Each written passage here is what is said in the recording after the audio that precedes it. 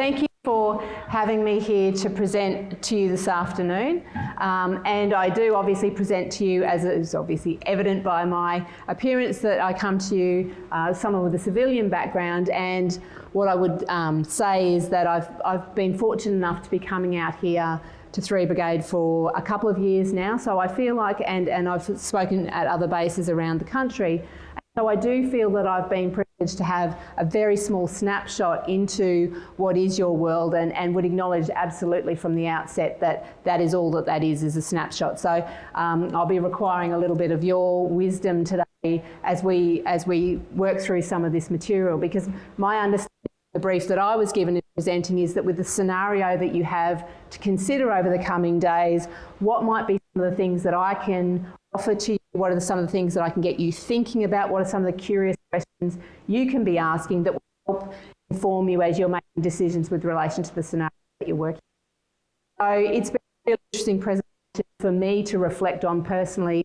and professionally as I've prepared for coming into you today. And I think a lot, so my thinking's gone a long way back. They've gone all the way back to my 3rd year of psychology, which was actually probably, as the crow flies, probably about 1 kilometre from this building that we find ourselves in. I studied here at JCU. And in my 3rd year of psychology, I signed up for a subject which was an optional subject called health psychology. And the aim of health psychology is really to try and get some sort of understanding about what is that relationship between our physical health and our psychological makeup, and how do those two things influence each other in either direction. And at the time when I signed up for that subject, the lecturer in that subject was the professor of psychology. So within our world, that was the top person. And so to be in his class was not something, it was the only subject that he taught, so it was seen to be something of an esteemed thing to be sitting in his class. And he was a large man in his physicality and in his ranking within the university. And so he came in on the first day and he said, "I'm here to teach you health psychology." Now, he didn't say it quite like that because he had a very broad Scottish accent, but I will spare you my interpretation of that. And he started the lecture with the same statement that he said in every lecture for all 13 weeks that he taught us. So I'm sitting there as if you can imagine, a 19-year-old version of me, sitting in the audience, sitting in the lecture theatre, and he comes in and he says, "Everything that I'm about to tell you is wrong." And then he would give his lecture. And I'm glad to see that even with the masks on in the room, I'm seeing a few faces going, "What?" Because that's exactly what the 19-year-old version of me thought. Every lecture he would come in and say, "Everything I'm about to tell you is wrong." And then he would proceed to give his lecture. And I have to confess, it took a little while for my brain to kick into gear, and maybe it was my maturity or lack thereof as a 19-year-old, because I sat there in the room, would never have said it out loud, thinking, then why are you telling us stuff that's wrong? I don't want to know what's wrong. I've come here to learn what's right. I've come here to learn how I can apply health psychology. When I become a psychologist in 2 years' time, I really want to know what's right, not what's wrong. And the point that Mike was making then, Professor Ennis was making then, and has stuck with me through my career, is what he was saying to us was that in the field of health psychology, on that day, he was presenting to us what he knew to be true, based on what he'd read in the literature, based on what he'd done in terms of his own particular research, because he did lots and lots of research in the area. The science he was presenting to us was true for that day, but not to expect for any moment that that couldn't potentially change with time. So what he was setting us up for was that, and that would be the reality if I teach sports psychology at JCU, but if I was asked to teach health psychology there next semester, what I would teach is not what Mike taught us, because that was 30 years ago, it was a long time ago. So we know that within psychology as science, that what it does is the knowledge changes, and it took a little while for me as an undergraduate to come to terms with that, because I wanted evidence, I wanted facts, I wanted hard, concrete stuff that I could go out and apply. And so it took me a little while to work out that because humans change, and we change as generations, and we change in terms of the world that we interact with. You know, I went to university when there wasn't even the internet, so that long ago, can you imagine? Which to the horror of my son this morning when I think Facebook went down and I thought the world was going to spin off its axis and we were going to hurtle into the sun, but thankfully that didn't quite happen for us. So what we learn in psychology is that the science evolves and changes, just like it does in our health in our health knowledge. So if you even go back to examples, if you look at how CPR training has changed over time, and the recommendations around that has changed as our knowledge and our understanding and our wisdom around that has changed.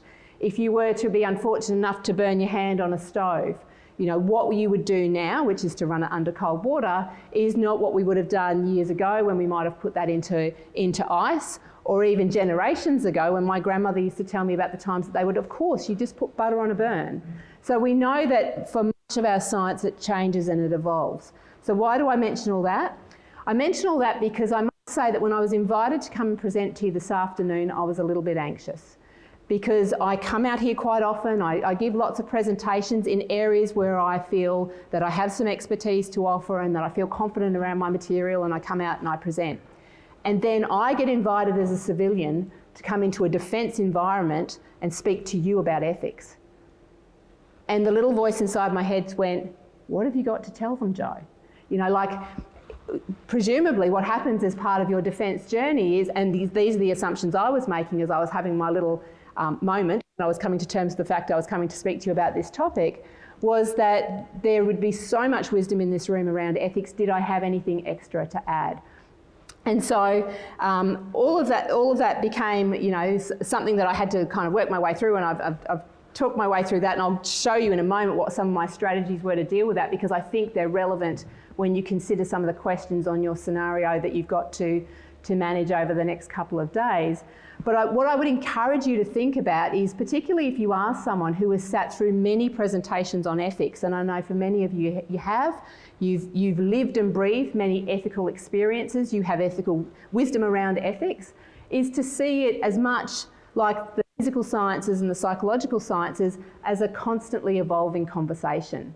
And to my mind, part of my expectation around why does defence continue to have conversations about ethics? Well, my understanding is because it's so highly valued within the Australian Defence Force, but also because our knowledge and our understanding, as the next generation of officers coming through to talk about ethics, you know, your contributions will change and evolve that. And so what I hope is that in presenting some ideas to you today, it'll give you some things to take away as part of your conversations to perhaps consider. I did actually do what probably many of my colleagues would do, given the same invitation as myself. I thought, right, well, the first thing I need to do is I need to go and find out what is the one ethical framework that everyone in the Defence Force uses to apply to ethics, and I'll make sure that I know that. So I went to the Cove and I put in ethics into the search engine. 130 finds for the last 2 years, I think is what I found, and went, oh, crumbs, how am I going to read all that? Because in addition to that, I had been briefed around the reading that I know some of you have had an opportunity to do coming into this room, and that's where I guess I wanted to share with you some of my preparation, and I'll explain a little bit later on why I felt the need to do this. So in terms of preparing for today's presentation, I have done quite a bit of reading.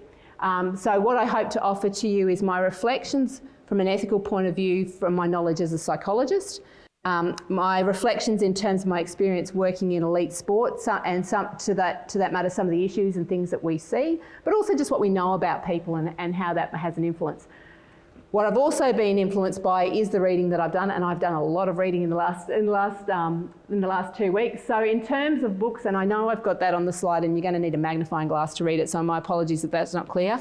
I've gone through 5 books in the last 10 days, but the one particular one that I make mention of is the Black Hearts book, which I hadn't come across before the opportunity to speak here. So I will be sharing some quotes out of the book that I think relate both in terms of sporting experiences, but then I'm wondering if maybe they might also be interesting for you to think about in terms of your discussions moving forward. So probably the main one that I would mention out of that list is Frederick's book, Black Hearts. It's really, if you haven't yet had an opportunity to read it, I would commend that book to you. So I've done some pre-reading there.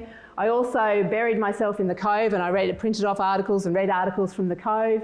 And then I also found a really interesting YouTube video with Jim Frederick, who is the author of Black Hearts, who was interviewed, a bit of an obscure one possibly, but Concordia College, where it's an hour-long interview with him talking about the book. So that's just to kind of give you a little bit of the background as to as to what I come in with. Because I guess one of the things that I'm really aware of is there is the potential, and I would imagine this is the case, that when you are sitting with the expertise that you have, particularly from a defence perspective, and again I come back to that question I asked myself, what can I offer you in terms of information? And one of the things I'd encourage you to do, because I've spent my whole career with this part of our body, the human brain, you know, it's only just over a kilogram and about 15 centimetres in length, but it's a fascinating part of us because it really makes us who we are. And I think that's probably one of the things that's kept me motivated and interested in a career in psychology for 30 years, is just how fascinating humans are.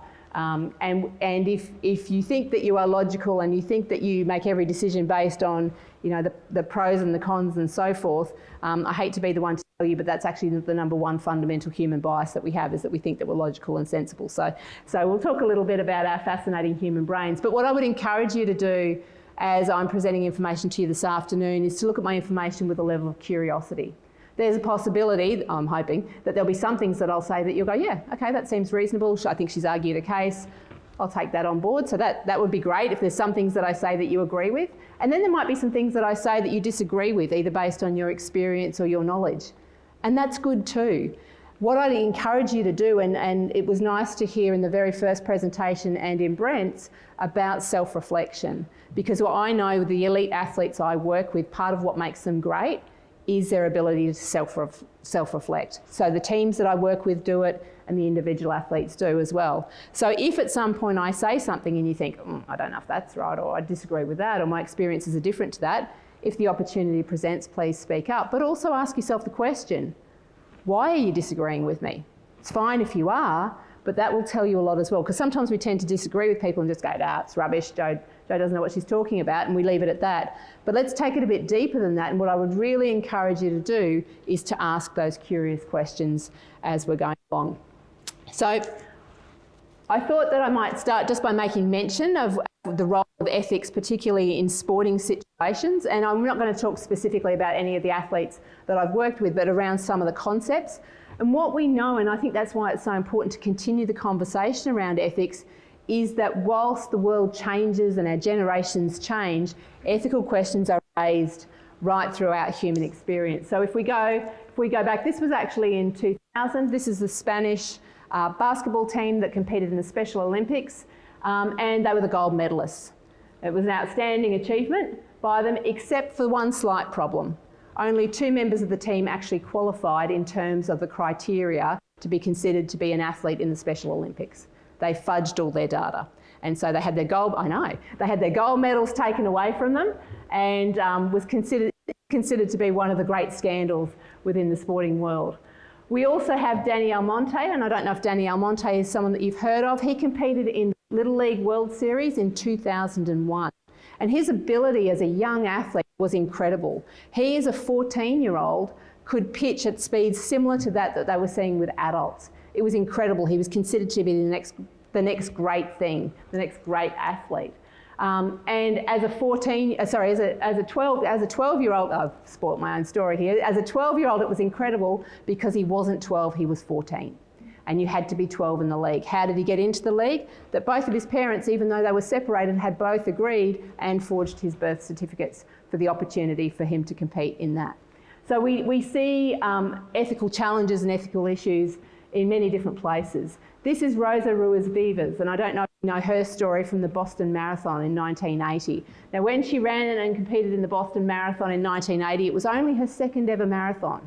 Incredible performance. She improved her time by 20 minutes. And for the runners in the room will know that that's a pretty impressive feat when you're running a marathon. The gold medalist, or was she? So what actually happened to Rosa's story, and there are a few conflicting stories around what happens, but the essence of it goes something like this. At about the 10K mark, she sustained an injury, an ankle injury, and pulled herself off the field, out off the road there. She then caught a subway, chatted to someone on the subway, that was part of her downfall, I think, then found herself back in the crowd and thought, oh, well, I'm here now, I may as well finish. Though she hadn't scanned the field all that well, so she put herself back onto the course and she finished, not knowing she was the first female to cross the line and was crowned the winner, and then took the glory. So until she was found out much later when they started to speculate that she hadn't been seen at many of the checkpoints. So we see so many instances of people unfortunately not doing the right thing.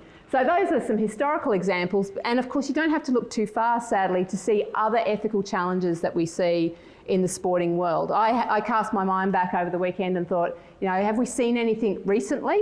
And I'm not going to talk to the specific athletes other than one, but we've seen, if you are a fan of the back page, you'll see that, well, actually often these stories, and that's what I always used to say to athletes, is you don't want to be on the front page unless, say, you're from Penrith and you're holding a championship trophy today. You know, other than that, keep yourself to the back page.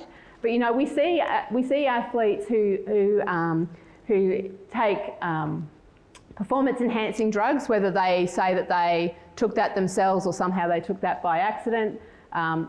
Ball tampering in cricket is something that's been discussed at many different levels, and of course there's been a very famous incident of that in Australia. This was recently in the news, I won't go too much to that. And did anyone see the cricket 3 days ago where the Indian batter actually walked? And the reaction of the commentators was such, this was a really surprising thing to happen. So this used to be something that used to happen a lot in cricket, that if a batter knew that they were out, whether it was called or not, that out of the dignity to the game, that they themselves would walk. And now I did have to write her name down. So Poonam Rao. And so she walked. And it's interesting that people are still talking about that, about making that decision and would you do that and how is that actually viewed by her team. So a whole range of areas where within sport we see many ethical challenges. And I guess I've witnessed many of those in my career because I have been fortunate to work with elite athletes. And so from time to time there are, you know, specific things that have happened to athletes that I've worked with, but also for me as a professional, that there's been times when I've been challenged ethically in terms of things that I've needed to do or not needed to do, sometimes those difficult conversations, those difficult decisions that you might make. So much so that actually 2 years ago, I made the decision to, and I need to make sure the terminology is clear, I surrendered my registration as a psychologist. So I was a psychologist up until 2 years ago.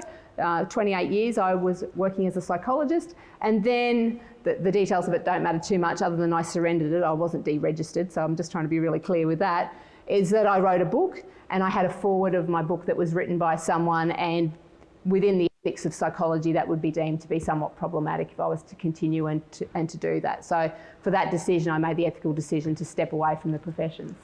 So we see ethical challenges that are placed to us quite often. So what I wanted to do today is to talk to you and speak into a few topics, and I am going to give you an opportunity in a moment if you have some questions to ask as well. I'm conscious of keeping myself on time, but I want us to talk a little bit about the way that we think. I want us to talk a little bit about the way that you lead and how you lead others, and that will be useful in terms of, I think, some of the points that were made by Brent in his presentation, and also tomorrow with Claudia Brassard, who's coming to speak to you, who is coach of the Fire. And so making some comments about what happens when you lead, but also about what happens when you're led. What happens when you are having that leadership experience. And I think it was interesting hearing some of Brent's comments about what is it like when you have to, if you find yourself in a situation where you want to debate a decision with in his case with a coach or with a captain, but what also happens when you are challenged. So we'll talk a little bit about that, talk about confidence and trust, and then I'll pose a question at the end about what makes good people do bad things. So that's where I'm hoping that we will go to today. All right, so from the Temple of Apollo in Delphi was allegedly inscribed this, which may not mean so much to us, other than it means Nothi Seton, which is to know thyself. So that's a little bit, I think that taps in really nicely with what was being presented with those initial videos from the Cove this morning about self-reflection. And if I can add my opinion to that as well, is that self-reflection, I think, is a really powerful tool that you can use for yourself and with those that you lead, because it gives you that wisdom then to potentially change things or to make differences. So I would also say, as has been the theme I guess through today, is that the more that you can do to, if you like, the phrase I often use is to sort of hold up the mirror to yourself and to reflect on, your actions, to reflect on the way that you think, to reflect on the way that you're feeling. You know, Brent's comment about his management of injury, I think was a really telling one, because what he did was he clearly didn't enjoy being injured, but he'd experienced many of them. And so what he was able to say is, I accepted the emotion for what it was. Sometimes when we fight our emotions or pretend we're not feeling them, that often doesn't serve us well. So to accept our emotions and just go, well, you know, if I've been through something disappointing like a substantial injury, such as he described, then there's going to be some emotions with that are going to be strong and they're going to be unpleasant, and accepting that experience. I'm interested in that because my PhD topic was actually in psychological predictors of injury in elite rugby league. So I actually looked at, are there psychological elements that contribute or potentially influence the risk of a player getting injured? And we can maybe talk about that in the break if you're interested in that, because there were a couple of variables there that made athletes more vulnerable to injury. So that whole relationship between the mental space and the injury space, I think, is a very interesting one.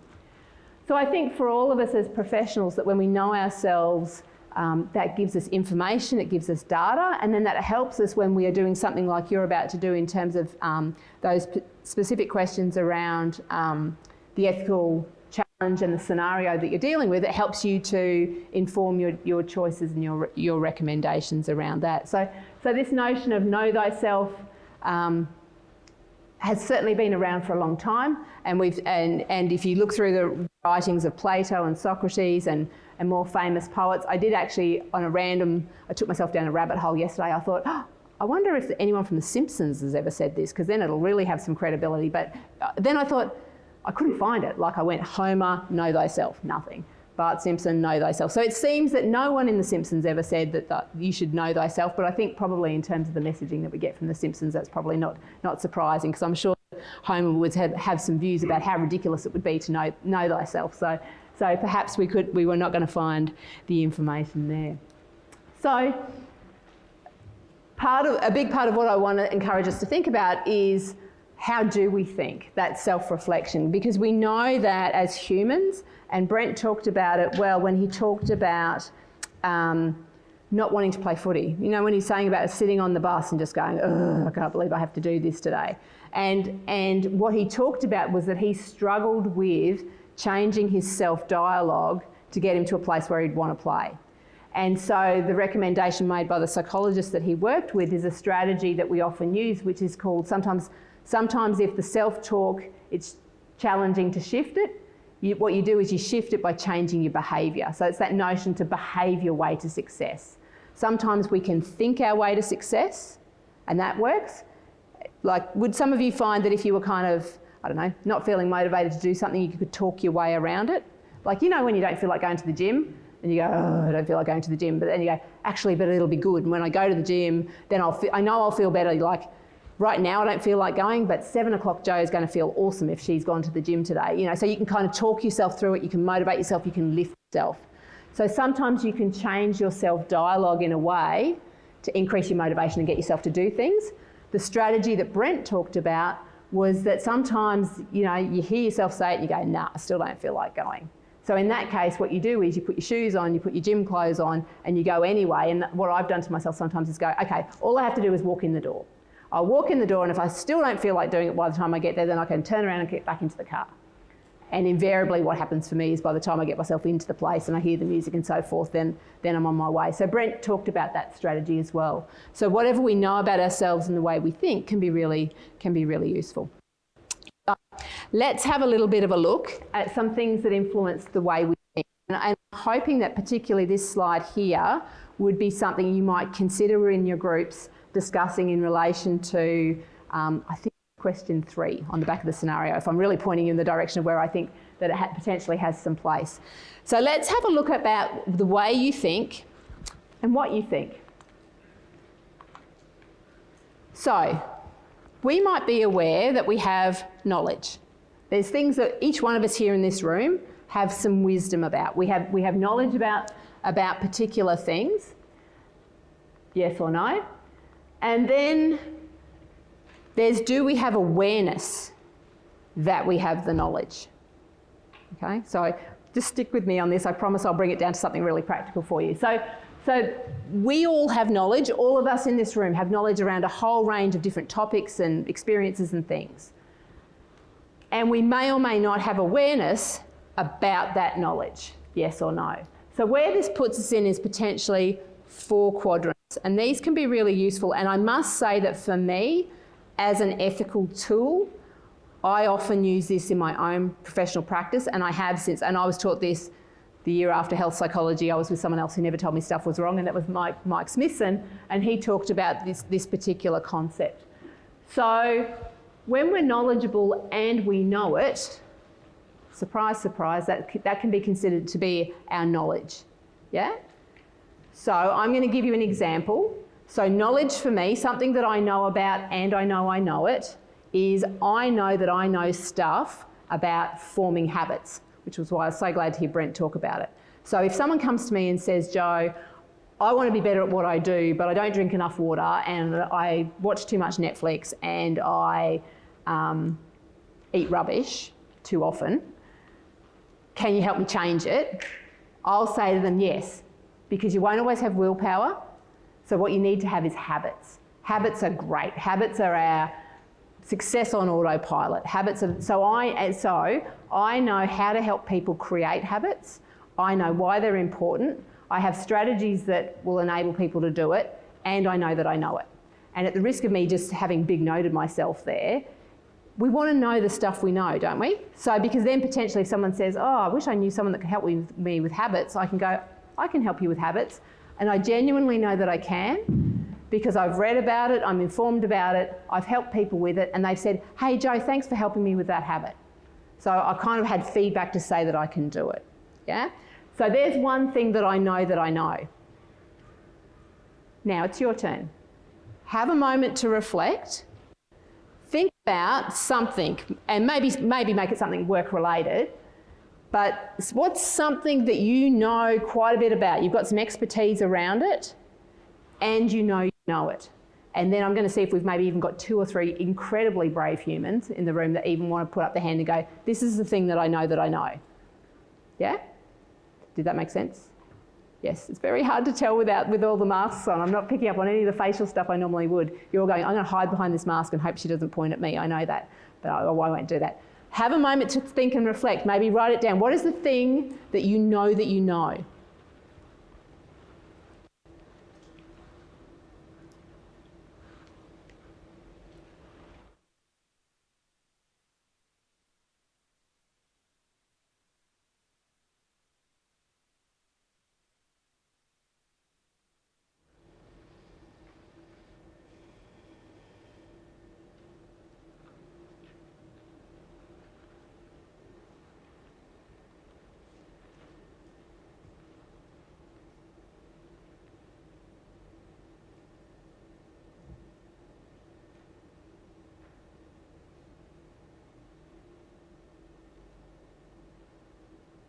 Okay, before I ask, because you don't have to volunteer, but first of all, was everyone able to come up with something? I would hope so in a room of intelligent humans such as this. Okay, that's great. Is anyone feeling brave? Does anyone want to share with the room what they know that they know? Yes, thank you. Speed of light through free space is 300 million metres per second. Right, so, well, I couldn't even repeat that. Normally I repeat back really good answers, but there you've just shared with us the speed of light. Yeah, thank you. Thank you. And I don't know, I don't know that exact answer, so I don't even know if you're right or not, so I'm just going to assume that you are. I hope you're right too. Thank you. Down the back. Yeah, work-related, just dismounted behaviours and tactics. Yes, okay. And out of curiosity, how do you know that you know that? I've done a lot of dismounted stuff throughout my career. Okay, great. So somewhere along the way you've got feedback on what you've done and you, yeah, great, awesome. Because I think that's one of the things that's useful is that potentially with the ethical scenario that you've got to consider, I would imagine part of it is going, well, what do we know? And a really informed answer will be, how do you know that you know it? You know, so it's one thing to know it, but it's another thing to know how it is that you know it. Anyone else want to give us an example? Thank you. I know that I know how to command and use the mortar capability in the infantry battalion. Okay. I know that because I've lived that through about 5 years in the platoon itself, and I've also had the opportunity to instruct on courses at the basic level and then the more advanced level. And at the moment, those personnel that I've taught throughout the years now in that platoon conducting that without any help from anyone else. Great, thank you. A very comprehensive answer there. And that knowing what we know is incredibly useful for us. And would you agree that it would be beneficial in your work environment for you to know what you know?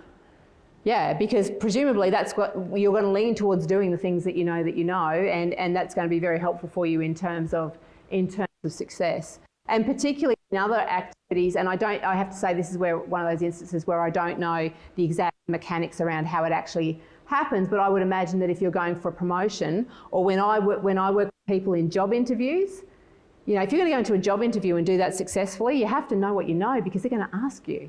So the ability to reflect on what do I know is really helpful throughout your career, throughout your life, I would suggest, but also when you are considering ethical challenges. What do I know that I know? So that's the first element of that. The second one, now this one's a doozy as well. I don't know something, but I know that I don't know it. Now, I've often said when I do teach ethics, I used to teach ethics when I worked in the Department of Psychology at JCU. I now work in sports science. But when I was in psychology, I used to teach in the ethics subject. And I would often say to those students, one of the greatest skills you can have, particularly as a new graduate, is to know what it is that you do not know. So I'll give you my example. So if we took the condition of schizophrenia, okay, so schizophrenia. So if I was back in my clinical days and someone came in presenting with behaviours and thoughts that were consistent with schizophrenia, I'm pretty sure I could work that much out. Like, I know that's about how much I know about schizophrenia. Schizophrenia is a highly specialised field and should be managed by people with expertise in it. I know I'm not that person. How beneficial is that? Because I tell you what, if you've got schizophrenia, don't come and talk to me, I can't help you. The wisdom for me to know that I don't know that, I know enough to go, oh, I think that looks like something I don't know anything about. Okay, let me help refer this person on and get them the help that they need. So there is great wisdom in knowing what it is you do not know. How might that be useful? I don't want to spin that one around on you necessarily to say, now everyone tell me something that you do not know, although I would like you to consider that. How do you envisage that might be helpful moving forward with the ethical scenarios that you're going to deal with? And we don't need to look necessarily at the detail of the scenario, but how might that be useful in your conversations within your smaller teams that you're working on this with? Down the back. You know what your gaps in knowledge are and what kind of questions you might ask a team around you for them to inform those gaps? Yes, yeah. So there's a great, and does that take a bit of courage to share, hey, I don't know. See what a safe example I went with? See what I did there? I went, oh, I'll tell them something I don't know because they wouldn't expect me to know anything about that. So there was no real bravery in what I shared there. So what I also did, though, I shared earlier in the presentation, was I said to you, I'm not really sure what the framework is that Defence uses to consider ethical scenarios. That felt a little bit braver. And part of the reason I hid behind that bravery was I showed you all the things I'd read. So it was like, see, I have done some reading, but I don't know it all. So being courageous enough in your groups to say, I think we need to know something about this, but I'm not the person for that, takes some courage. So you need to be in an environment that's safe to do that. And reflecting back on Brent's presentation from earlier, wasn't that what he told us was one of the things that he really received? There were so many things he said he respected about Wayne Bennett, but one of them was about his ability to not always have to be the expert in the room. Yeah? So my equivalent coach that I've worked with, who has that same skill set that Brent described about Wayne, was, so you're meeting Claudia tomorrow, who was 2 coaches ago for the fire, and Claudia was a fantastic coach. She has a wonderful professional background, and she was assistant coach to Chris Lucas, who was our coach for many years, and when I first joined up with the fire, I worked with Chris. And one of the things I really respected about Chris as a coach and continue to respect about him is he does not feel that he always needs to be the expert in the room. He has enough confidence in himself and enough courage within himself that he's prepared to surround himself with experts to give him the gaps that he doesn't have. Now, that being said, he knows a lot about basketball, and I've yet to meet anyone that doesn't know more about particularly defensive plays in basketball than Chris. Like, he's amazing with that. Chris seems to have this ability to take, you know, the team that you go, oh gosh, they're not going to do very well this season, and then somehow get them into semi-finals, you know. So he's got that ability, which is a lot about his player management as well. But one of the things I've always respected working with Chris, so we used to, and for those of you, I know there's a broader audience, but for those of you here in Towns will probably know the Spirit of Boat, not too far away from here, which is a coffee shop. So Chris and I used to go there every Monday lunchtime and have lunch after a game. And he would say, what did you think, Joe? And he would want my reflections on what I saw in the game and what I might be able to potentially add. And there were times he was brave enough in his own ability that I could say to him, hey Chris, I noticed in the change rooms when you gave your address and you didn't look at such and such player, I think a game dropped. I think what you need to do with her is to make sure you make eye contact with her in the halftime break or something like that. And you go, good point, thanks. Okay, all right, I'll try that. So he had enough courage within himself to say, I will take your expert advice and take that on board. And then there'd be other times where he'd go, noted, Joe, not doing it. Not about that example, because that example he did do it, but you know, it wasn't he took on board everything I said, because he's still in charge, he's still, you know, the coach of the team, but he knew what he didn't know. And I think that that potentially would be something when you have the opportunity to reflect on an ethical scenario in front of you, as best you can, the ability to be able to go, what don't I know here? Like, what, you know, I've got inklings about things, I've got some wisdom about things, but where are the gaps for me and where do they sit? When you have the opportunity to reflect on that, I think that's a really valuable point. All right, so then we also have uninformed knowledge. So this is where, and tell me if you've ever come across this scenario where apparently you know stuff, but you think that you don't. Has anyone ever, it's a bit of an abstract concept because some people would go, well, you would, if you knew that you knew it, you wouldn't think that you would have the awareness. But has anyone ever had, and I guess you would probably know this if someone said to you, hey Joe, do you want to come and give a presentation on ethics for our Cove conference? Because this is the territory that I found myself in panicking about the other week. That's why, you know that reading list I showed you before? That was not to impress you, that was to remind myself I'd done some work in preparation for this. Now I will find out in about 50 minutes time whether or not I do have knowledge in this, because you'll all give me some feedback and let me know. But when I got wobbly about this, when I thought, I don't know if I've got something to say in this forum, clearly some people had some faith in me because they invited me along to come and present, and I do know some stuff in this area, but I was really worried that your understandings of ethics would mean that I may not have as much to contribute. So this space is where you know stuff but you doubt yourself. So what I would suggest is with curiosity is if people ever say to you, yeah, but you're good at that stuff, you know how to do that, before you just sit and go, no, I don't. Be curious about that. Maybe you know more about it than you think that you do. And it's a tricky place to find yourself in, but it's a thing that we often get quite dismissive. We go, no, I don't think I do, therefore I don't. But it may actually be that we don't have that, we haven't reflected on it sufficiently, or we haven't tested it out enough, or we haven't stepped up and been brave enough about it to really work out whether or not we have that knowledge. And then we have this place where we don't have the knowledge and we don't know that we don't have the knowledge. So this is potentially a dangerous place too, isn't it? We don't know that we don't know it, and we don't know that we don't know it. So this is where we kind of like, we think that we know it and we don't. And I would imagine that, and there were plenty of examples actually in Black Hearts where there were examples of this that were being described. There was one particular scenario where I wrote it down, it was, because this is the one I don't have a slide on, it was in chapter 12, and it was where the unit had been out for about 18 hours, and then the mission changed while they were out, and they had to drive up and down the road for about I wrote it down. I think it was 18 hours. Then they had to drive up and down the road for eight hours to test for IEDs because there were some dignitaries coming through the next day and you didn't want to blow up the dignitaries, so they sent this. So they were out, I know. So they were out for 8 hours doing that, and just when they were coming back and they'd been promised a feed and a rest and all the rest of it, by then I think morning had come around and the dignitaries were there, so the dignitaries had to be drove around. So by the time they finally actually came back in, they had been out for 50 hours.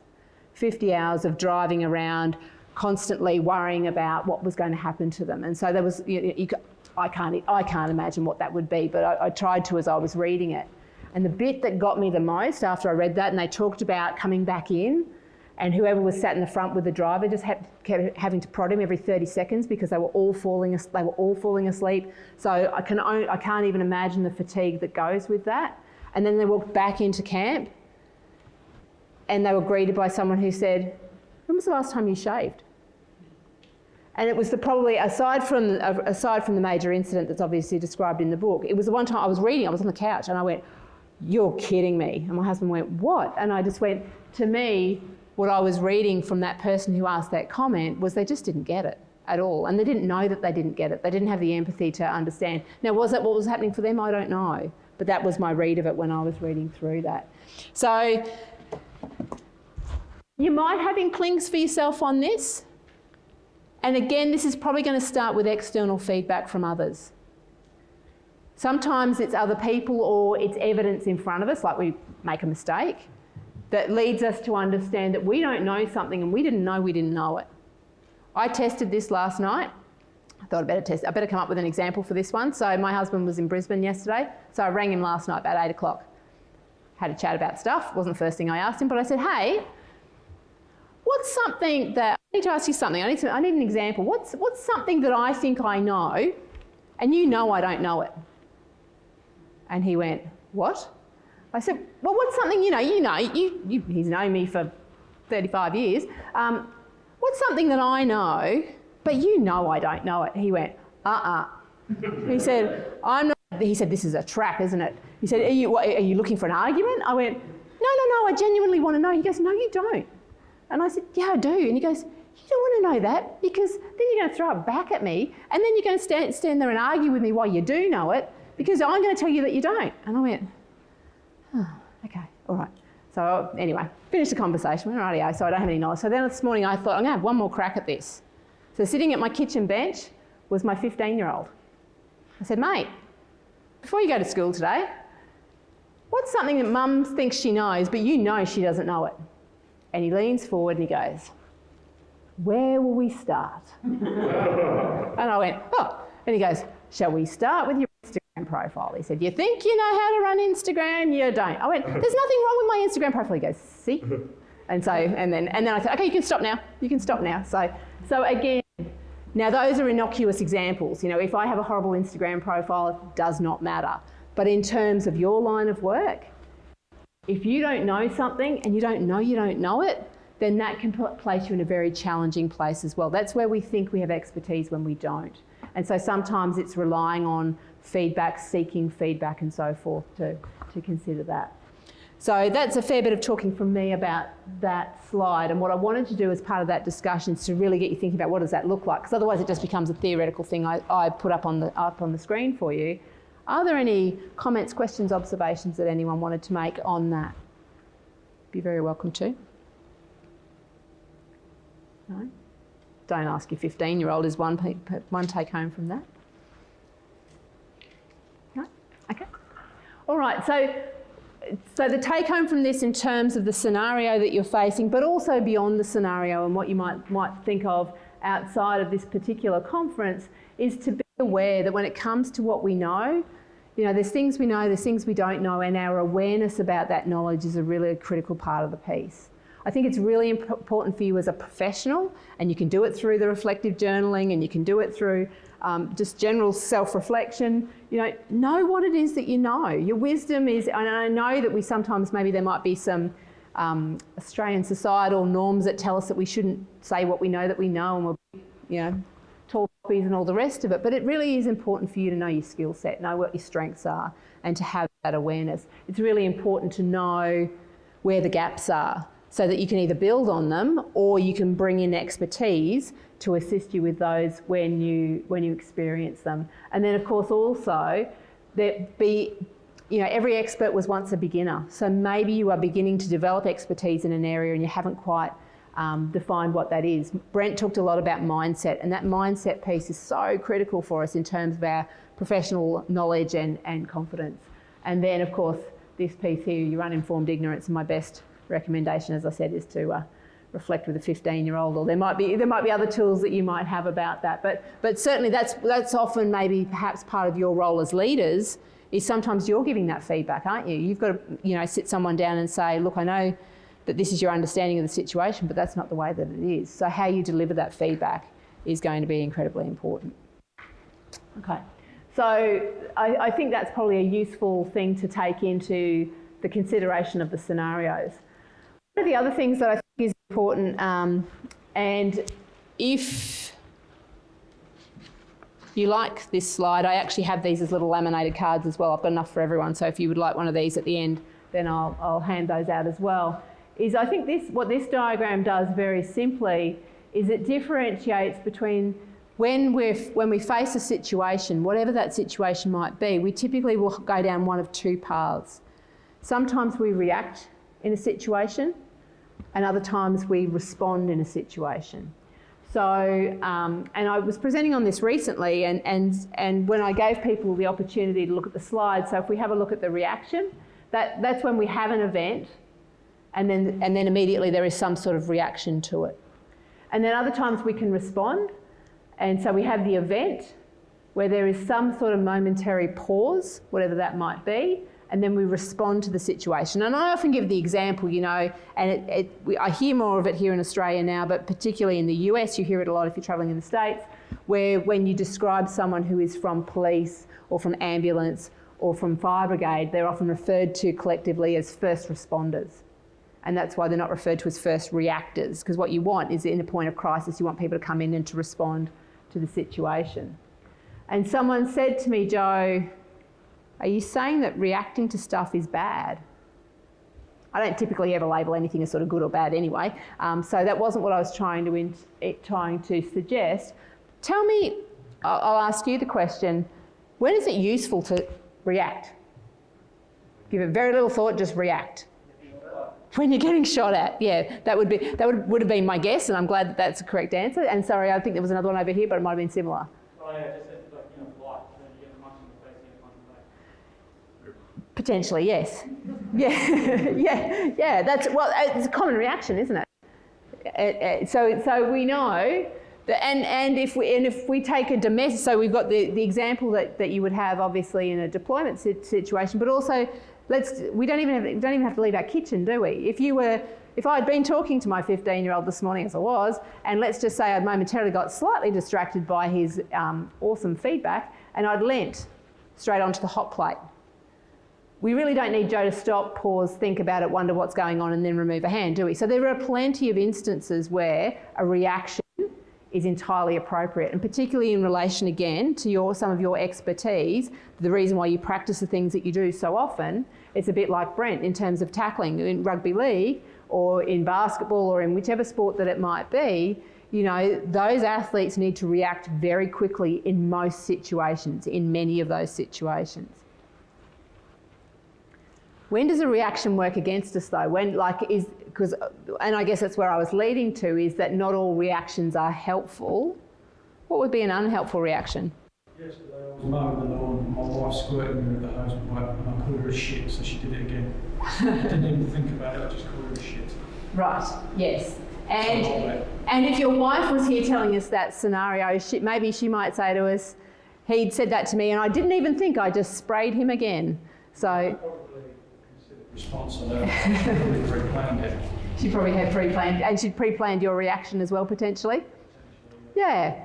So that's thank you for that, because one of the examples that I often hear from people is that at times, sometimes the reactions that would have been better as a response is when we end up with regret following the situation, is that sometimes our reactions, and so if I could take to your point, and I know there's going to be lots of different scenarios around this, but sometimes when someone punches you in the face, it may not serve you well to punch them back, So that's probably a debatable point. You're going to tell me it depends on context and so forth. But certainly in football, and I have two sons who are referees in touch football, and they are dealing with reactions all the time. And so they have to be very mindful of their own behaviour to make sure as referees and officials that they, as best they can, respond to situations rather than react to the situation. So there will be time and place with all of them. Tell me in your work then examples of when a response would be preferable to a reaction. Deliberate, have time to think about the situation. Yeah. So and you do often need that little bit of and it might just be a split second, mightn't it? But it does take, of course, there's an extra element in here, so it's going to take that little bit more time. So when there is some degree of luxury of time, whether it be this scenario that you're working on, that you have the luxury of a couple of days to respond to the questions and to think about it and to consider it, rather than if you'd been presented with it and immediately, what's your answer? You know, which would be more of that reaction phase. So this pause here is potentially what's helpful. Yes? I think that's sometimes used frequently in AARs and stuff like that we have, where we take a tactical pause before we respond. Or, yeah, there we go. Yeah. So before we respond, so let the situation develop, and then during that pause, you're more informed, and then you can have a better outcome or a better action instead of just an immediate action or reaction to the situation. Yeah, thank you. And before you put mask back on, can I ask you further then, and you don't have to answer this if you don't want to, but someone else might help out. What do you do in that pause? Like, what's happening there? Consider, take in, and sometimes, converse with your offside or someone who might be thinking something else at the same time, have a better outcome. Yeah, so a range of options there. Anything that anyone would want to add? What else might you be doing in this? I've just called it a moment of pause. Oh, look at all these hands, awesome. One of the things that we worked on with people was finding out their own process that works for them and their system. So some people were using a system of cue words to help their mental process jog along, and that pre-preparation makes that pause time more effective to the response and shorten the loop a bit. Great, thank you. So particular cue words, and what you identified there is it's individual style, isn't it? Because it would be unlikely that across this room we'd all do it the same way, and that's what you're recognising. And hearing Brent's example before, not wanting to go to at the times when he didn't want to go to the game, a cognitive strategy would not have helped him. He tried the cognitive strategies, so they didn't work. He needed a behavioural strategy. And it's interesting hearing Brent, and I must take this up with him next time I speak with him, is that, you know how he said, I'm not really one for goal setting. And then he said, and before every single game, I would sit down, I'd look at the 3 things that I'm going to achieve every game and all the rest of it. And so sometimes it's interesting how we choose to view that. So I will mention that to him next time. There were some other hands as well. What else might we do in that pause?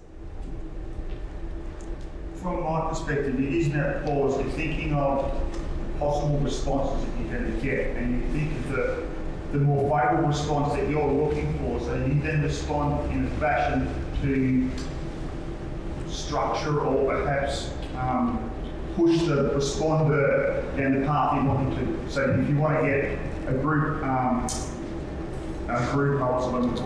agreement as opposed to a group disagreement, you think of, in that pause, how am I going to structure my input to the group to push them in the right path to get the positive reaction positive response as opposed to the negative response. So that's what I use the pause for, just to think of my strategy before I just say the wrong thing or have the wrong action, which then gets a negative response to my response. Yes.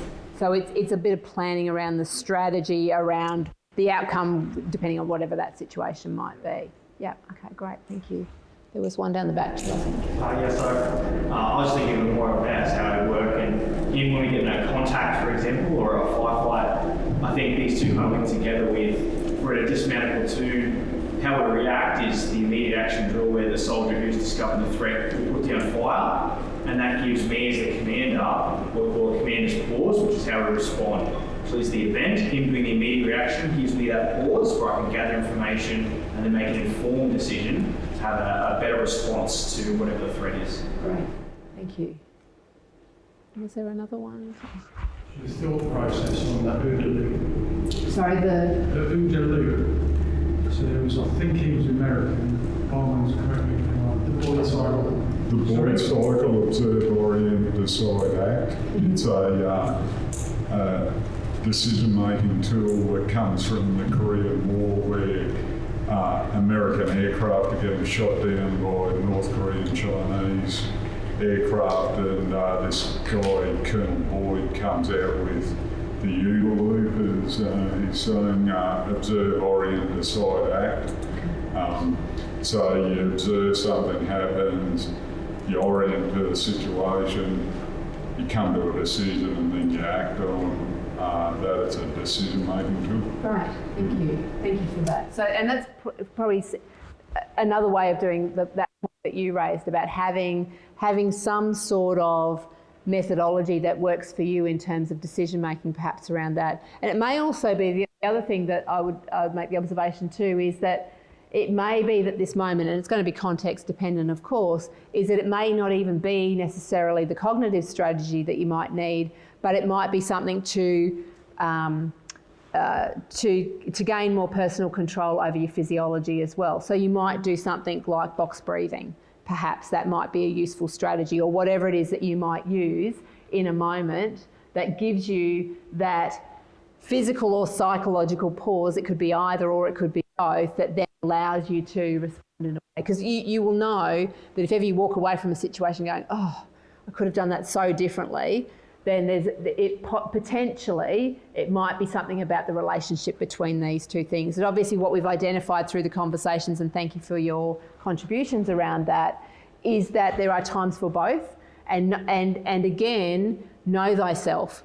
Know thyself in terms of how does this work for you? You know, do you feel like that you've got a balance for yourself that is helpful and works towards the outcomes, or is this somewhere that you could learn to improve and to develop those as well? So I think there's a place for both of them. So a reminder again, I'll have them at the end, but if anyone wants a little card to stick on their computer or to take away with them. The other thing that I would say is that if you are looking at this as, say, an area of your own professional development where you would like to grow and improve, which you most certainly could, you might think through and reflect on what might be a way that I could do that when I am here, when I'm at work. But what I also encourage you to do, which is exactly the same thing that I do with athletes, and last week I was working with I was working with the Queensland Women's Origin team, the under-17 team. They had the city country game, and what I said to them is what I would say to you is the more that you can practice these skills outside of your workplace, the more likelihood that under moments of high pressure, you will use them in your workplace. So for those athletes who were rugby league players again, you know, city country game comes around once in their career because it's an under-18 competition for them, so they only get to do this once. So they're not going to pull some psychological tools out of their kit bag just on game day.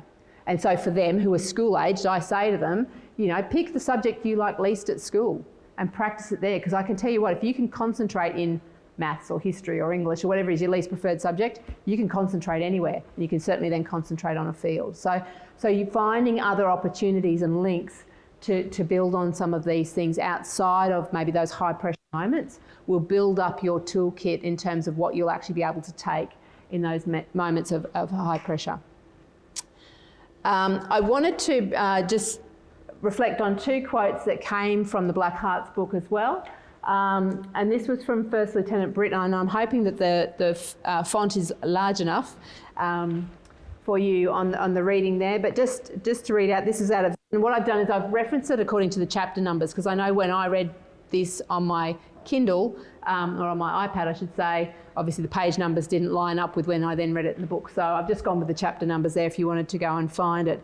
But this was First Lieutenant Britt, who said at one point, "I just know I'm next," he told Rybe and Lousier that night. "It's bad juju to be a lieutenant," he said. "My number is up." They told him that you can't talk like that they viewed his pessimism as a significant change.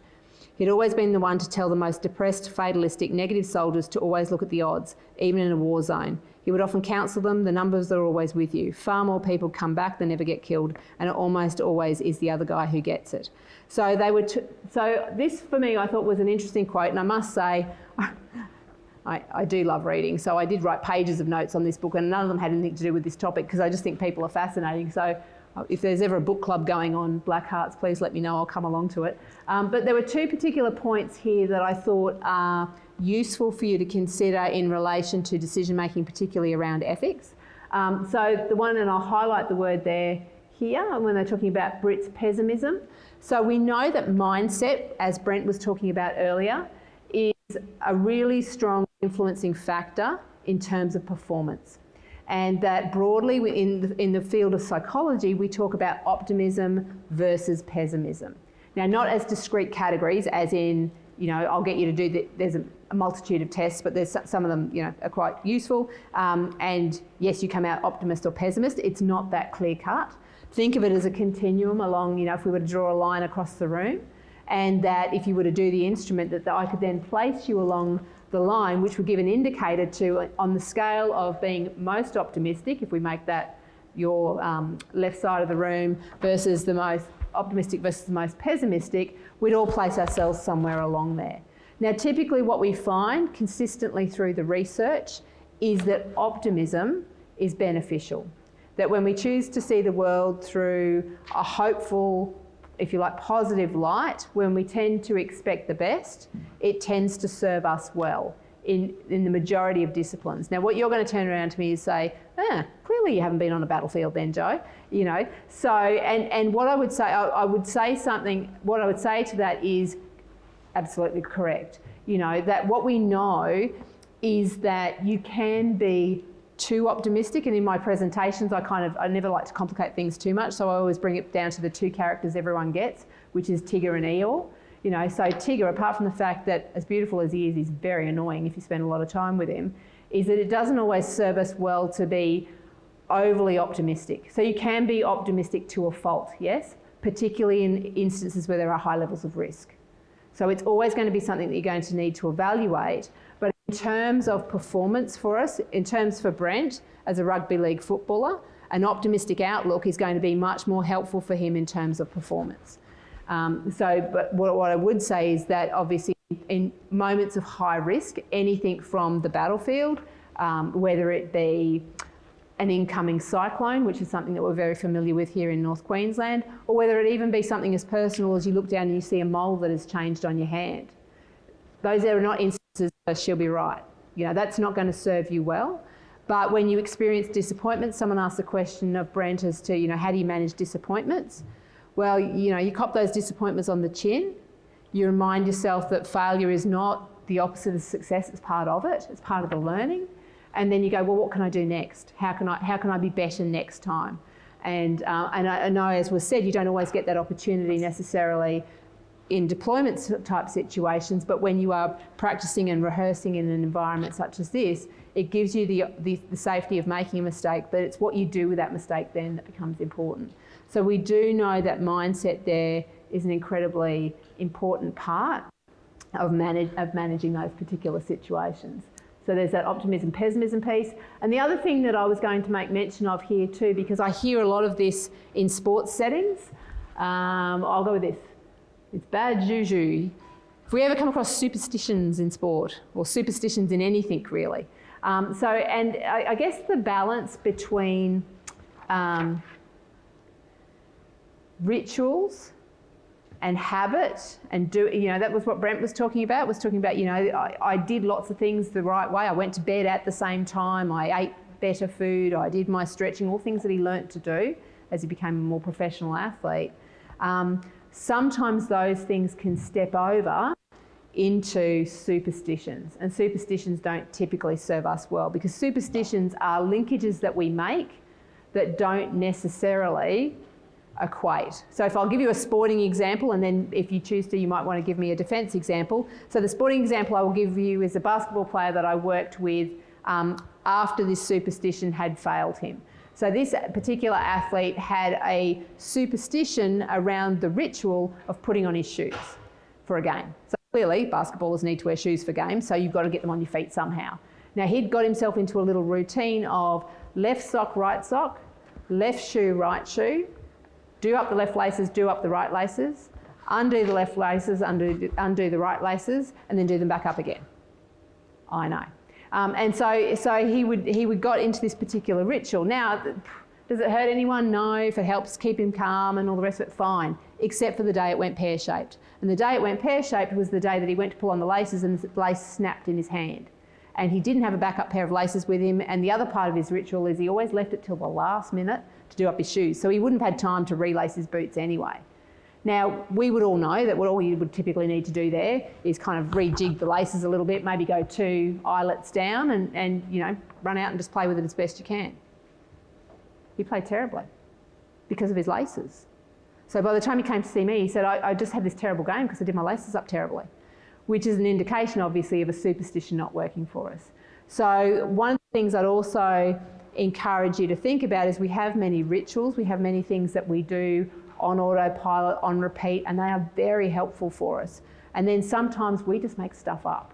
We make linkages between things that don't exist, and then when they go pear-shaped, you know, I've just been promoted to this rank, so therefore this is going to happen to me, is probably going to be unhelpful. The other example I will give is, it was long enough ago, I can speak to it now. It was an assistant coach with a team that I had worked with, who the team hadn't been going particularly well, and then they had a win in their home environment. And everyone was excited and all the rest of it. And so what happens in the home environment is that you obviously can get changed in your home change rooms. So what this assistant coach did was they took their shirt off, took their shorts off, you know, jumped into the showers, threw their clothes in their locker, locked up the locker, went on their way, you know, got changed and all the rest of it. Forgot their clothes were in the locker. Left them there for the week. So you can imagine what they smelt like a week later. But then the game came along at home again, as that would happen. As it happened, they had 3 games at home. And the coach said to himself, oh, well, I wore that shirt last week. I reckon I might wear that again. Maybe that's my lucky shirt. So he put on his lucky shirt, and what do you know? They won. What do you think he decided to do next with his shirt? Put it back in the locker and not wash it. So then the 3rd game, won again. By now, shirt really stinks. And of course, you can imagine, and again, it's one of those, this is just it's a simple and somewhat silly example, except that even a coach who you would think would know better, we get tied into, don't we, sometimes superstitions. And we know that superstitions aren't helpful to our thinking, but they are very common things that we will actually experience. I might just, for the benefit of time, I'm just going to skip one. The other thing that I think is for us to consider as well is the role of bias in terms of our thinking. So we know as humans that we are all prone to different forms of bias. So for example, and you might be familiar with some of these, we have one particular type of bias which is called the fundamental attribution error. The fundamental attribution error. And what tends to happen with the fundamental attribution error is a tendency, and this one will be a useful one for you to have, is that it's a tendency for us that when we are explaining behaviours, we tend to think that other people behave because it says something about them.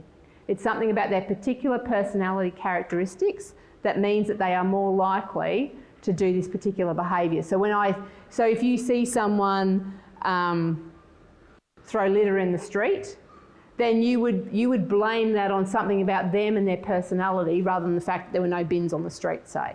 So you'd be less likely to blame it on the context. So we know that we're more likely to blame others in terms of their personality. We're more likely to attribute blame to ourselves because of the circumstances that we're in.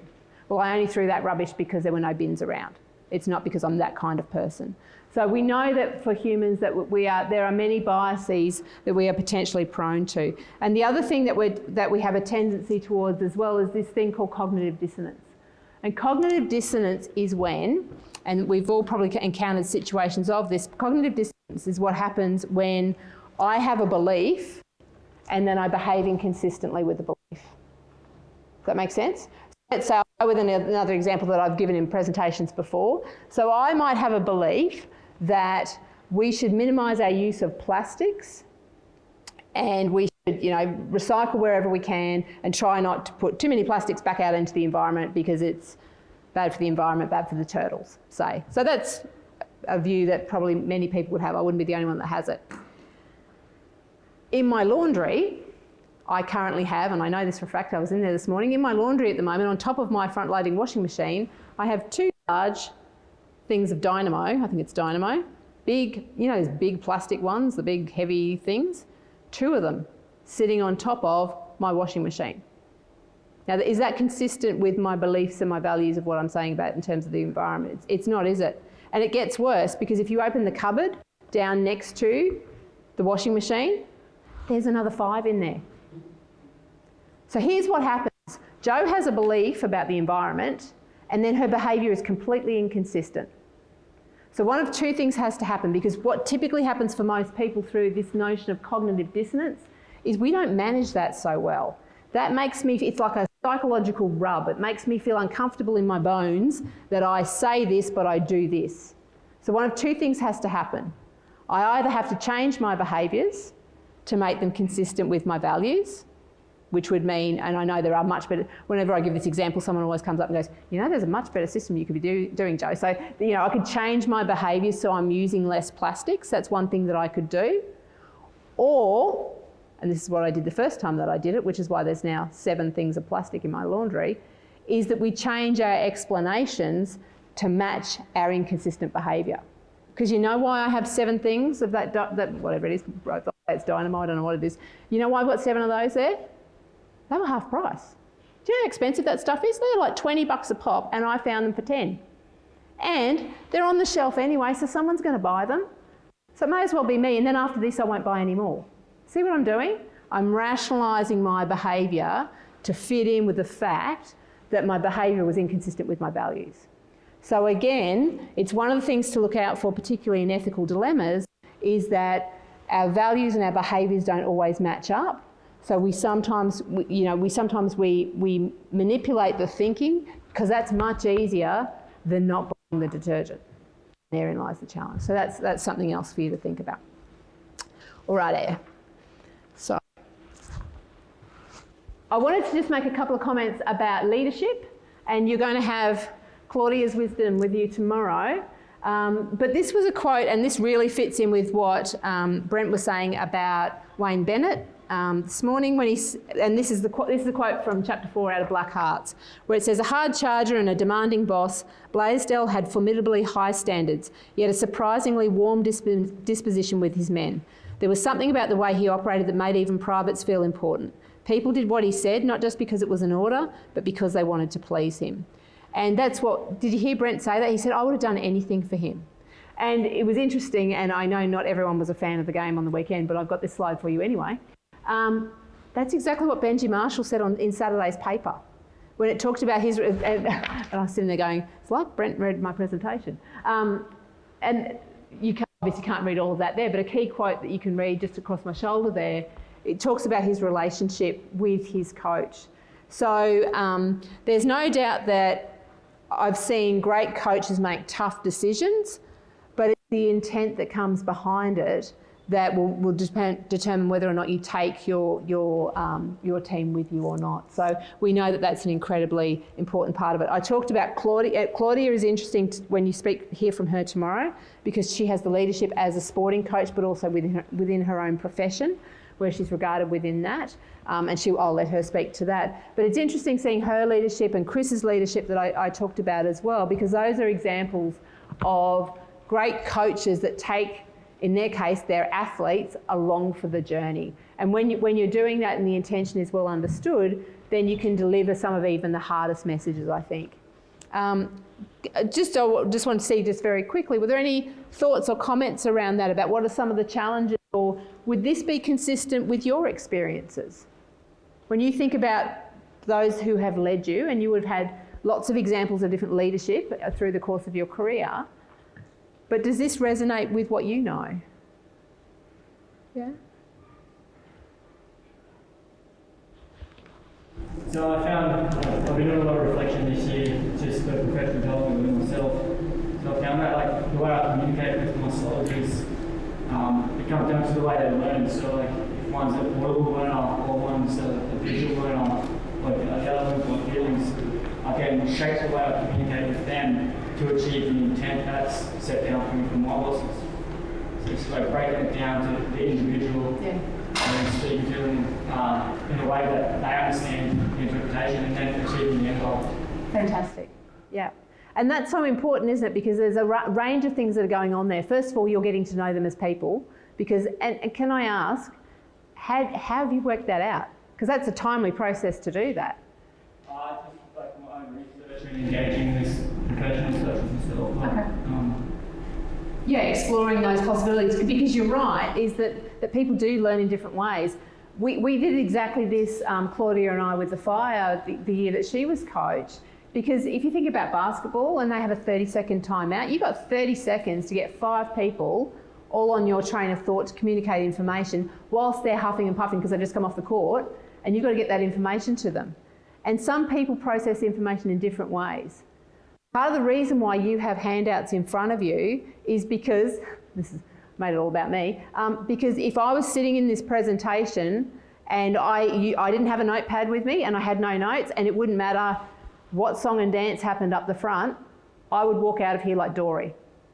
So your learning style has nothing to do with your intelligence, but if I hear stuff and it, describe to me how to get somewhere on base I haven't been before, and if you just give me verbal instructions, I'm going to find it very difficult to process that. So that's what you're talking about in that particular example, is different people might respond in different ways.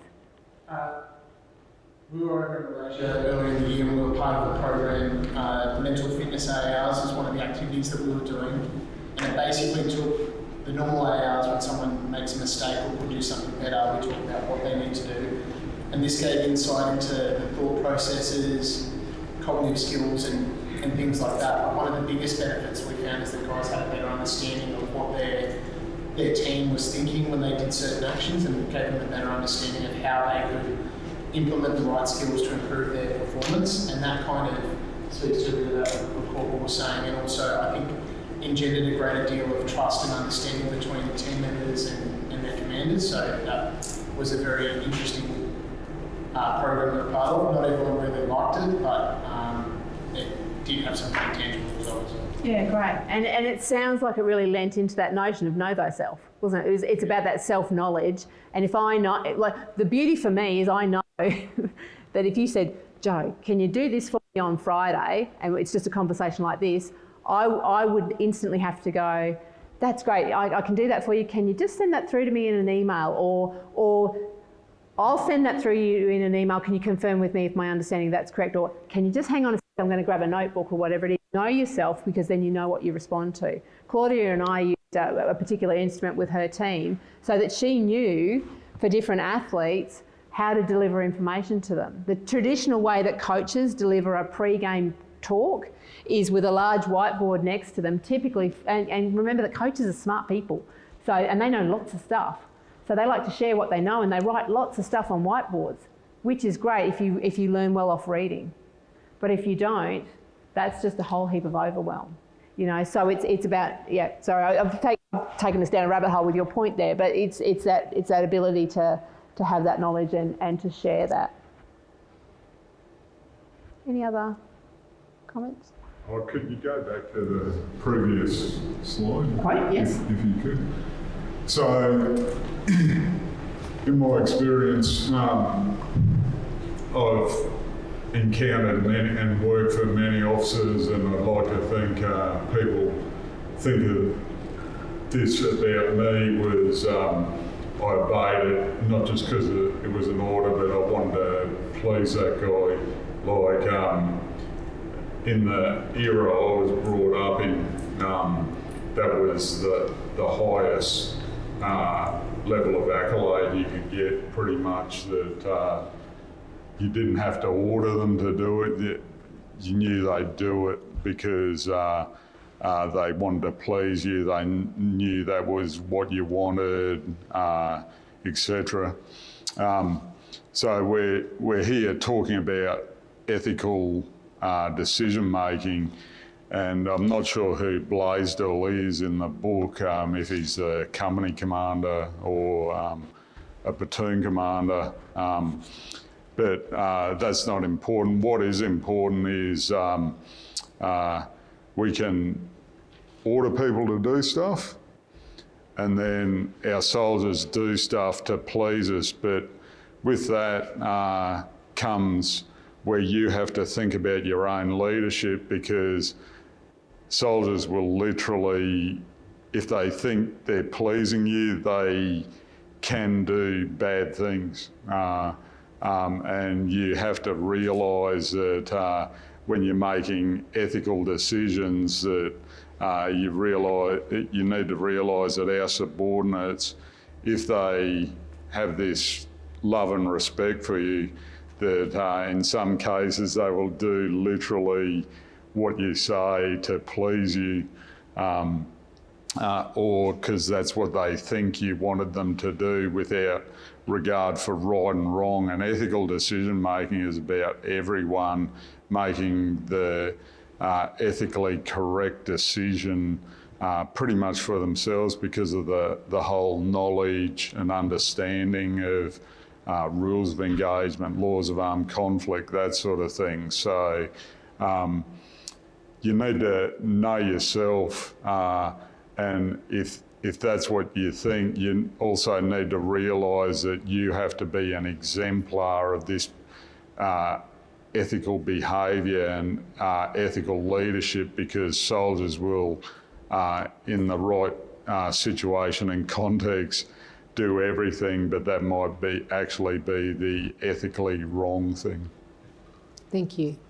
Thank you. And I didn't know his rank either. He was a platoon sergeant. I just looked at it. They've got a list of all of them in the back of the book.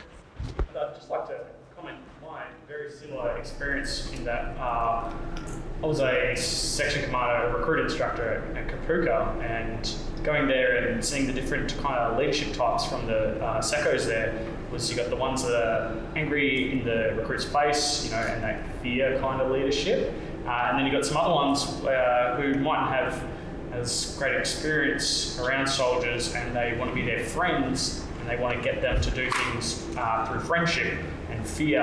And I came to the realisation that I didn't want to do either. And how I try to be a good leader was through giving them, correct information, just being down the line, and showing them that I knew what I was instructing, and explaining things and delivering that the why information, so they took in the knowledge and it made sense to them. And I was neither in their face or holding their hand, and they wanted to do things for me because I had that kind of leadership. So thanks. Thank you. Thank you for both of those comments.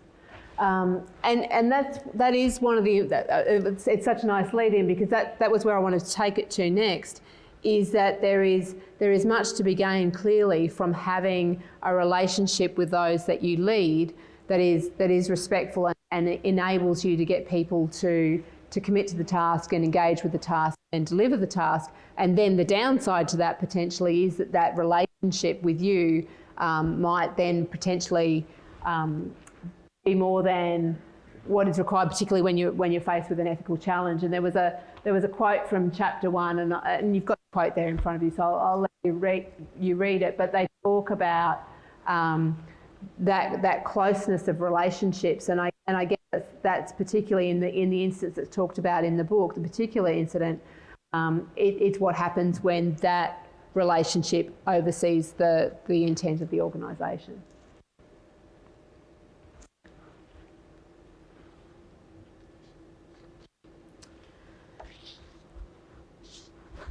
I'll move through the next quote because I think we've probably covered some of the discussion around it. So wanted to speak to confidence and trust, which obviously is going to be particularly important when we're considering some sort of ethical challenge. And this was particularly the case. Again, this was a group of people who were, from their description, very much under-resourced and have, in terms of people and in terms of equipment and so forth. And so they talked about not having any confidence in command. And so we know that those elements are important. And so I have 5 key points that I think really speak to what happens when you get that cohesiveness in an organisation, and it does not matter the size of the organisation, whether it is something as large as defence itself, or whether it be down to much smaller groupings of people. But this is something that we often talk about in the sporting context, and I'll say them quickly and then I'll say them again slowly in case anyone wanted to write them down. And I think many of these things I'm going to mention are very consistent with defence values as well, the ones that we see as we come in through the gate. But for me, the teams that I've seen work effectively are those that have trust, respect, commitment, communication and care. Those are the 5 elements. I'll say them slowly. So it's trust, if you want to write them down. Trust, respect, commitment, communication and care. That I think that when people can trust each other, when there is respect for each other or for the position or for the task that's being done, trust, respect, when there is a commitment to the task, when there is effective communication around the task or what's happening, and there's a level of care. That's where you really start to create a climate where groupings of people could be successful. The other thing I would challenge you to do is before you apply that in any unit that you're in, whether it be at work, think about this in terms of your personal relationships. So if you're in a family setting or a friendship setting or a romantic partner, child, whatever that might be, I think those 5 principles apply within that. You know, a family that functions well, a family that has trust, respect, commitment, communication and care. And before you even worry about your family unit, think about it just within yourself. What can you trust yourself to do? How do you respect yourself? What's your commitment to yourself? Like Brent said when he realised that he had to change his commitment to himself, going from not being so worried about some of those smaller little 1%ers that we often talk about. Communication. What is that conversation in your head? What are you telling yourself? Because that very much will influence your own confidence and your self-esteem.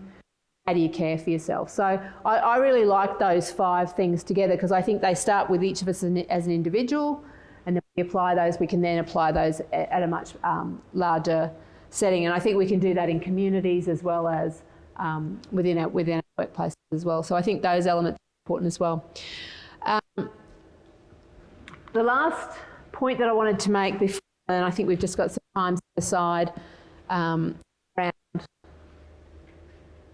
I'm set aside for some questions, so apologies for that pause, was from some of these studies. So I guess psychology's been interested for as long as we can think about ethics and behaviours and the curiosities of humans and how we behave and the way that we think and so forth. And interestingly for me, and it's funny how sometimes the way the world works, particularly for someone who takes a scientific point of view, and then sometimes just random things happen. So a random thing happened for me a week ago. So a week ago, I was not in Townsville. It was school holidays, and we were down on the Sunshine Coast, and I was up in Maleny there. So I don't know if you've been to Maleny, but Maleny's a lovely little town up there. And one of the things I love about Maleny is it's got lots of bookstores. So, and I had spent the morning reading a bit more of Black Hearts, and fascinating read, and would commend to anyone to read it. And no surprises that I know I found it as too many. It's a heavy read. You know, there's a lot of content in there to kind of absorb. So I was feeling a little bit like I needed to kind of freshen up a little bit. And I thought, I know, I need a book to read when I finish Black Hearts, and I'm going to go for something light. So I thought, I'm just going to go into this bookstore because I haven't walked into a bookstore for ages, and I'm going to pick up a book. And whilst one should never judge a book by its cover, that's what I do when I buy books and when I buy wine. That's the 2 times that I judge things by their cover. And so I was walking through, and somehow this book jumped out at me. So this was the other book that I've sped read this. I really need to do it more justice and spend a bit more time with it. Anyway, it's called Humankind, A Hopeful History. And I thought, that's what I need. I need a little bit of optimism, a little bit of light after reading this other book. Didn't even open the contents page. Just went, that'll do, because that'll do. So I grabbed it off the shelf and bought the book. And then got it home and opened the contents page. Part 2, After Auschwitz.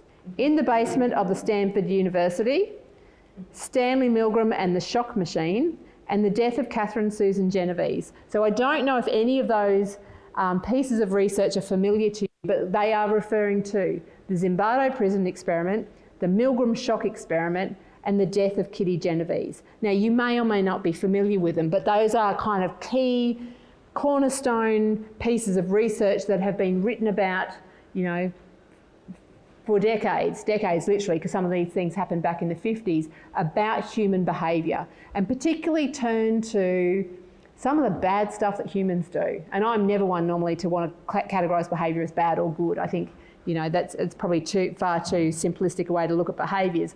But, you know, in the Zimbardo prison experiment, it was about, are you familiar with that story? There were 24 university students who were recruited, 12 were assigned as prison guards, 12 were as prisoners. Let's see what happens when we put this together. And Philip Zimbardo, who was the person who wrote it, and that was the other book that I have read before too, which is The Lucifer Effect, When Good People Turn Evil, and it's his book about that and his experiences at Guantanamo Bay and a whole range of other things.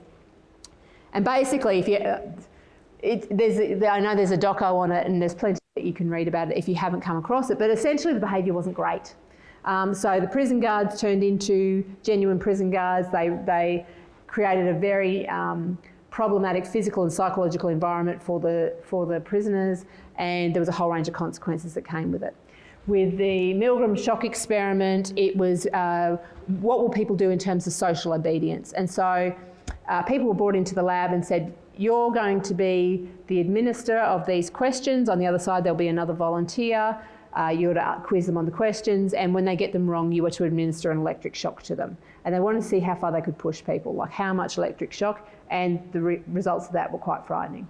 The death of Kitty Genovese was talked about the bystander effect. So this was where a young woman was stabbed and killed and died in her street, and it was 3 a.m. and the reporting of that afterwards was that 38 neighbours peered through their windows and witnessed it, and no one did anything. So it's that whole notion of the bystander effect. I won't do anything, I won't get involved because someone else will sort this out. It was that kind of notion. And then The Lord of the Flies, which is a novel that I'm sure you're possibly familiar with, where a group of young boys get shipwrecked on an island, and let's see what happens there. And essentially that all goes pear-shaped as well, and Piggy, the character in it, gets thrown off a cliff, and, you know, it all goes badly. Now, after all that cheery information, what this book does is turns a lot of that on its head. And it challenges the notion of what happens if people are inherently motivated for good. Because it talks about some of the parts of each of these pieces of research or stories that aren't typically spoken of. And and it's interesting, when you draw some of the points out of this, and if you read Zimbardo's book or any of the others, you start to find out about it, because what actually happened with the Zimbardo prison experiment, this wasn't just let's put two groupings of people together and see what happens. The prison guards were coached to be evil. They were instructed to be tougher, and at times, because the author of this book, and this is a translation, but the author of this book actually went back to the original transcripts. And when you look at how the prison guards were instructed, yes, they did do some unspeakable things. They were told to do it. And they were told to do it because they were told this is part of an experiment and you are helping us to understand how people respond to obedience. So it was framed to them as, will you come and help us? In the Milgram shock experiment, the same thing happened. This is social obedience because we wanted there were people who gave accounts of why they did what they did, and they said, my daughter has this health condition and I figured the science would be helping her if we knew more about this. A big part of the reason why a lot of the people administered the shocks was when they were interviewed afterwards, they said, we thought it was a setup. So it wasn't that they thought they were administering electric shocks, it was that they thought that it was fake. So it's an interesting idea, and I guess the reason that I mention all of this is that for those of you that have had a chance to read Black Hearts, or those of you who intend to do so down the track, again, this is an assumption Jo is making, so correct me if I'm wrong, but I'm thinking that most people in this room are inherently good, that you want to help others, and so that when you would read this, that you, like me, would read this and go, wow, look at how these people got themselves into this scenario and did these behaviours. I would never do that. I know I wouldn't do that, because that's... And what the challenge is how much of what we do and what we rationalise is because we link it to the good. even if we do it in an obscure way. Now, I'm not saying that particularly, I mean, this is a heinous crime that occurred in this book, and so I'm not using it to explain that. But what I would encourage you to think about is, much like we talked before about leaders, is that the opportunity to do good gets put in front of us, and that we want to do that. So we rationalise it. We use all those cognitive dissonance things that I was talking about earlier, and that might influence our decisions, because in our minds that leads us to a path of doing something that may then put us in an unethical place. So that was one of the things that I wanted you to consider, because it's very easy, you know, sitting on my couch on the Sunshine Coast reading the book going, oh gosh, imagine these people doing this. And I haven't spent 50 hours out at work, you know, driving up and down and then getting told when was the last time I shaved and all those sorts of things, and all the situations that they found themselves in. So sometimes when people's behaviour is linked to the good, that for some people is when they overstep the mark. And so then if you look at examples of things that we know about, and I don't profess to know too much about it in terms of speculation, but there's been enough talked about it in the press that I feel I would even just mention it. Like, take something like the ball tampering incident that happened within Australian cricket. You know, there was lots talked about win at all costs. Now, it overstepped the line clearly, but maybe there was some thinking around, but we're doing this for the good, and that's why people get brought along on that journey. So I think sometimes that the tendency to think that sometimes the reasons that people do behaviours that we can look at and go, why would you do that? It's not necessarily because the person is heading down the path of evil, but the person is actually trying to seek out the good. So sometimes that's something to be aware of as well when we're considering our ethical challenges.